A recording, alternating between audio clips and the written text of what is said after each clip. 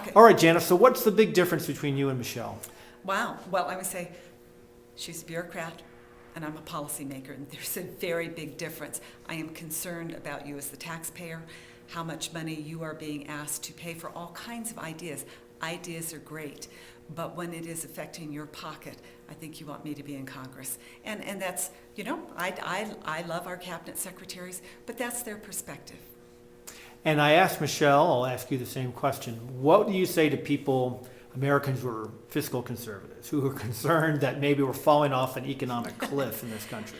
I think if we don't get our debt and deficit in order, that their fears are well-founded. And What can I tell you?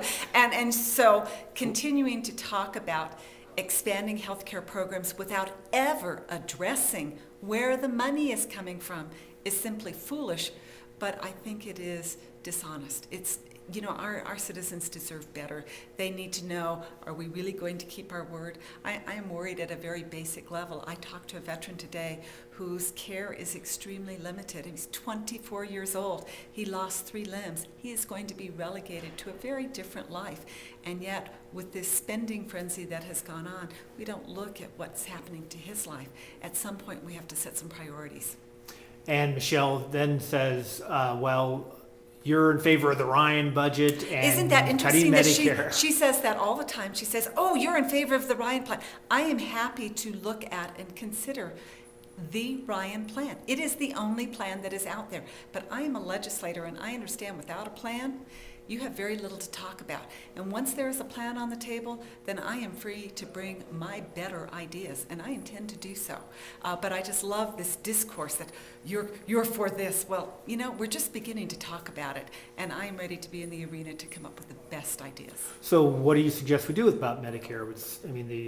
The costs keep growing every day. Of course they do. And at some point, we're going to have to make some real decisions. So here's some basic things that the Ryan Plan discusses at length that I agree with. If you are 55 or over, you can count on Medicare and Social Security being there as you understand it. But I understand plain old basic arithmetic.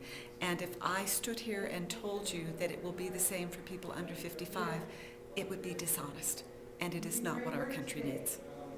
The polls show you're behind Michelle. What do you do to make up the ground in the next month? Well, I would say, but polls are just so exciting right now. And there have been a range of polls. So if I am to believe the Sandroff poll, then in the last 3 weeks, I have made up 10 points. That's pretty impressive, and we are moving.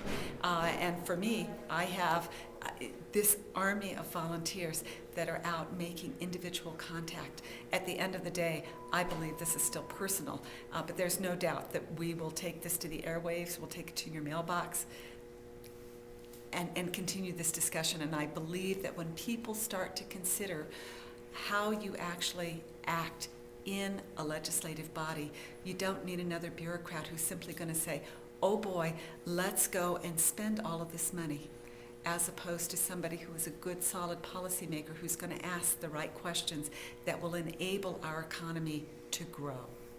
National Republicans have not thrown much money at you in this election cycle, correct? I don't expect them to throw any at me.